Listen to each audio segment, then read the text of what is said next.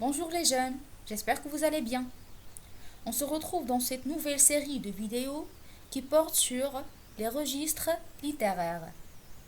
Vous savez que lorsque nous lisons un texte littéraire, ce texte crée et provoque chez nous une impression particulière. Elle peut être un sentiment de joie, de tristesse, de pitié ou même de colère. Cette impression ou cet effet, c'est ce qu'on appelle le registre littéraire. Qu'est-ce qu'un registre pathétique?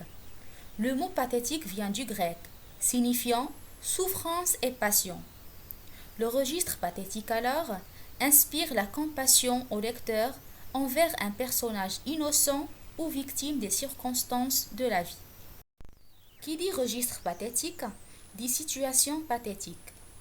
La situation pathétique, c'est une situation douloureuse qui fait souffrir le personnage, comme la misère, la maladie, le danger, la séparation, le décès accidentel et la liste est longue. Quels sont alors les effets du registre pathétique recherchés sur le lecteur? Le registre pathétique provoque, comme on a déjà dit, la pitié, l'attendrissement, la compassion et la tristesse à l'égard d'un personnage. Quelles sont les caractéristiques et les indices du registre pathétique? Premièrement, le personnage pathétique.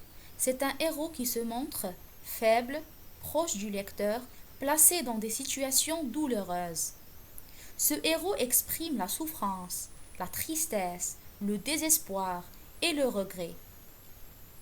Deuxièmement, les thèmes du registre pathétique.